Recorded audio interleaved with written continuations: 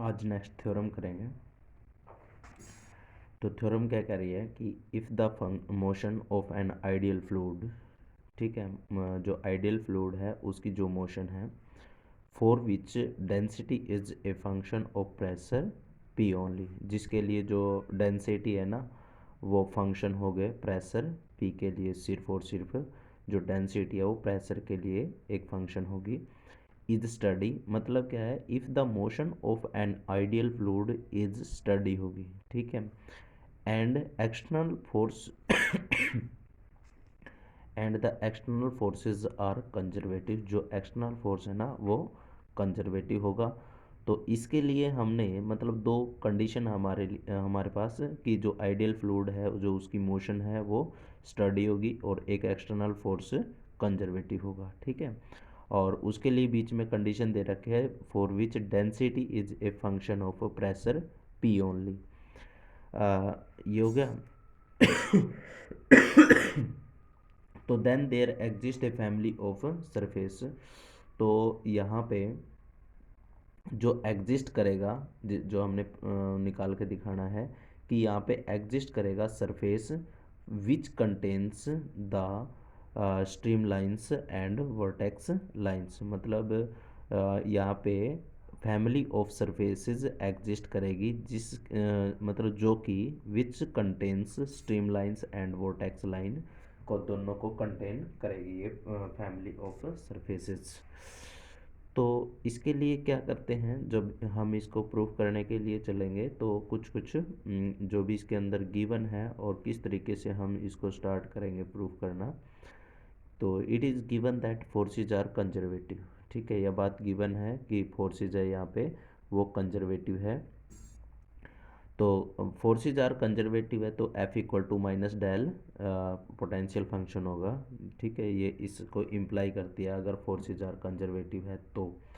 Motion is steady, अगर motion steady है तो इसका मतलब क्या है, curl q divide curl t, कहने का मतलब डिवाइड नहीं, मतलब क्यू को with respect to time change करे तो जीरो आ जाएगी क्योंकि motion of ideal fluid is steady है, ठीक है।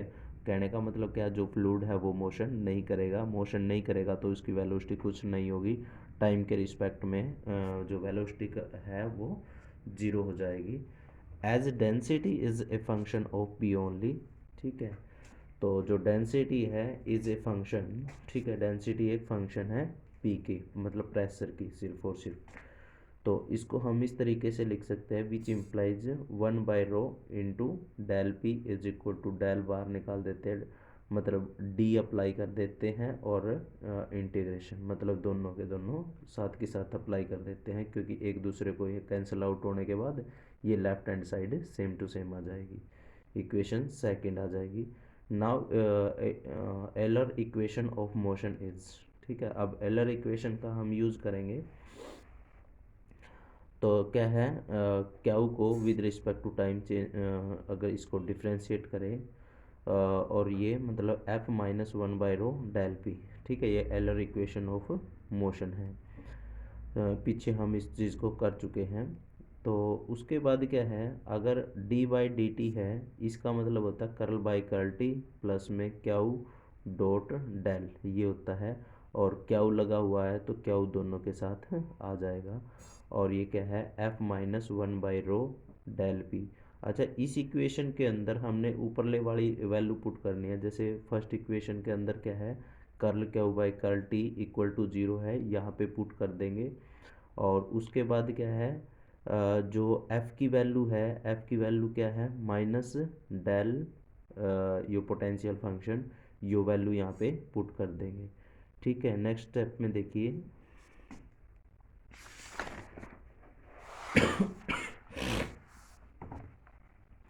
नेक्स्ट स्टेप में क्या है, कर्ल बाई कर्ल टी है, ठीक है, कर्ल बाई कर्ल टी है plus 1/2 del Q square minus यो Q cross cross curl Q equal to F minus 1/ρ del P, ठीक है। ये क्या है, जो मतलब हमारे पास ये है ना क्यू, जो क्यू डॉट डेल क्यू है इसको हम दो पार्ट में ब्रेक करके लिख सकते हैं। कैसे लिख सकते हैं, 1/2 del Q square minus Q cross curl Q equal to F minus 1/रो डेल पी आ जाएगा। ये इक्वेशन नंबर थर्ड। तो हमने यूज़ करना है making use of equation first and second. First equation वो F equal to minus del potential function थी, और सेकंड थी curl P curl Q by curl T वो इक्वल टू 0। हमने उन दोनों इक्वेशन का यूज़ करना है और थर्ड इक्वेशन के अंदर हमने पुट कर देना है। तो curl Q by curl T है वो 0 हो जाएगा, तो इसका मतलब है हमारे पास सेकंड पार्ट बचेगा। और जो ये डेल है ये मतलब कर्ल एक्स कर्ल वाई मतलब आई जे के वेक्टर फॉर्म में होता है। तो इस कांस्टेंट के ऊपर कुछ फ़र्क नहीं पड़ेगा, तो इसको अंदर ले सकते हैं। डेल 1/2 क्यू स्क्वायर माइनस, और ये same to same q cross curl Q equal to minus del minus del F की वैल्यू पुट कर लेंगे, minus del potential function minus del integration del D P by rho. ठीक है, अब del 1/2 q square plus जो right hand side वाला part था वो हम राइट हैंड साइड में लेफ्ट हैंड साइड में ले आते हैं, और equal to q cross W. जो यहाँ पे क्यू है कर्ल क्यू है जो, उसकी जगह पर हम डब्लू लिख सकते हैं। अब देखो कई जगह पे ये वो मैगा भी हो सकता है यहाँ पे डब्लू की बजाय, और जो कर्ल क्यू है इसको हम एंगुलर वेलोसिटी भी बोल सकते हैं। ठीक है, यहाँ पे वो मैगा आ सकता है। अब जब दो वेक्टर हैं उनकी क्रॉस प्रोडक्ट हो रही है, तो इसका मतलब है कि तीसरे किसी वेक्टर के इक्वल आएगा। ठीक है, अब ये लेफ्ट हैंड साइड में क्या है, देखो सभी के पास डेल डेल है, तो डेल डेल को हम कॉमन ले सकते हैं। कॉमन लेने के बाद डेल बाहर आ जाएगा, तो 1/2 क्यू स्क्वायर प्लस में ये ओम प्लस ये potential function plus integration D P by rho equal to q cross W. तो ये डेल तो अंदर वाला पार्ट है ये सेम टू सेम है, ऊपर वाला जो भी लिखा है ये एन, और यहाँ पे एन लिख दिया है। या तो ऐसे मान लो कि भाई जो इन दोनों की क्रॉस प्रोडक्ट है ये वो तीसरे किसी के इक्वल आई है, और वेयर एन इक्वल टू क्या क्रॉस वो मैगा हो जाएगा यहाँ पे। तो विच इम्प्लाई दैट यहाँ पे अगर हम बात करें कि जो इन दो का क्रॉस प्रोडक्ट है ना वो तीसरे के इक्वल आए, इसका मतलब क्या हो गया, तो एक एक के साथ डॉट प्रोडक्ट करेंगे वो इक्वल टू 0 आएगा। ठीक है, एन डॉट क्या इक्वल टू 0, और एन डॉट यहाँ पे वो मैगा है वो इक्वल टू 0। ठीक है, थोड़ा सा इसकी शेप नीचे दे रखी है वो बताऊँगा मैं। अब ये जब मान ले दो वेक्टर है और उनका डॉट प्रोडक्ट है वो 0 के इक्वल आ रहा है, इसका मतलब ये है कि दोनों जो वेक्टर हैं वे आपस में परपेंडिकुलर हैं, और इस ये भी डॉट प्रोडक्ट 0 के इक्वल आ रहा है, तो इसका मतलब क्या है, दोनों वेक्टर हैं वे वह परपेंडिकुलर हैं। आल्सो एन है जो वो क्या है, perpendicular to the family of surface. तो जो क्या है एन है ना वो परपेंडिकुलर होगा फैमिली ऑफ सरफेस के। थोड़ा सा ये इस टाइप का होगा जिस तरह से ये है, और ये इस टाइप का है, ये वेलोसिटी है। ठीक है, और ये तो है मतलब ऊपरले वाले सरफेस के ऊपर वेलोसिटी क्यू, और ठीक है ये इस टाइप से है क्यू, और जो इसके अराउंड रोटेट कर रहा है वो क्या है, डब्लू एंगुलर वेलोसिटी, और जो ये एन होगा ये वेक्टर होगा, ये इनके परपेंडिकुलर है। ठीक है, तो तो ये एन है ये परपेंडिकुलर है to the family of surface के। अब क्या लिखा हुआ है कि जो 1/2 है क्यू स्क्वायर प्लस जो अंदर वाला पार्ट है ना वो किसी कांस्टेंट के इक्वल होगा, डेल को छोड़ करके, जो डेल वाले पार्ट को छोड़कर जो अंदर वाला पार्ट है ना वो किसके इक्वल हो गया, फिर कांस्टेंट के इक्वल हो गया। सिंस डेल एफ है वो परपेंडिकुलर होता है एवरी वेयर टू एफ, जहाँ पर एफ कांस्टेंट होता है। उसके बाद है this leads to the conclusion that, ठीक है ये this leads to the conclusion that Q and जो वोमेगा है both are tangential to the surface. मतलब इन बातों से पता लगता है कि दोनों के दोनों है ना, क्याऊ और जो ये वोमेगा है वो दोनों के दोनों टेंजेंशियल है टू द सरफेस के ऊपर। ठीक है, तो इसका मतलब क्या है, जो ये वाला पार्ट है ना, अंदर वाला पार्ट है वो कांस्टेंट के इक्वल है। It means that the surface, मतलब ये इसका मतलब ये हुआ है कि ये सरफेस है जो कि कंटेन करता है स्ट्रीम लाइंस को एंड वोर्टेक्स लाइन को। तो ये क्या है, जो मतलब ये सरफेस है ना, इसको स्ट्रीम लाइन को और वोर्टेक्स लाइन को कंटेन करता है। अब जो स्ट्रीम लाइन है वो क्या है, एक मिनट मैं इनकी डेफिनेशन दिखा देता हूँ।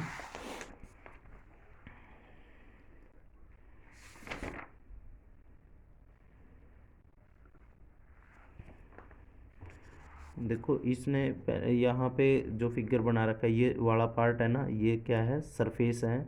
और ये है जो वेलोसिटी है, और ये क्या है, एंगुलर वेलोसिटी है। और ये क्या है, एन है, जो इन दोनों की क्रॉस प्रोडक्ट के इक्वल आया हुआ है ऊपर की तरफ, जो हमने प्रूफ करा है। ठीक है, अब देखो ये कह रहा है कि जो यो सरफेस है ना, यो स्ट्रीम लाइन को और वर्टेक्स लाइन को कंटेन करता है। देखो स्ट्रीम लाइन की जो डेफिनेशन है वो क्या कह रही है कि ए स्ट्रीम लाइन और a line of flow is a curl that the tangent at any point of it at any instant of time coincide with the direction of motion of the fluid at that point. ठीक है, कहने का मतलब क्या होगा, जो velocity है ना वो क्या होगी, टेंजेंट होगी इस स्ट्रीम लाइन के। ठीक है, मतलब eight any instant of time, और फिर वो क्या है, coincide with the direction of motion of the fluid, फिर वो किसके साथ कोइंसाइड कर जाएगी, जिस भी डायरेक्शन में फ्लूइड बह रहा होगा एट दैट टाइम, उसी समय पर।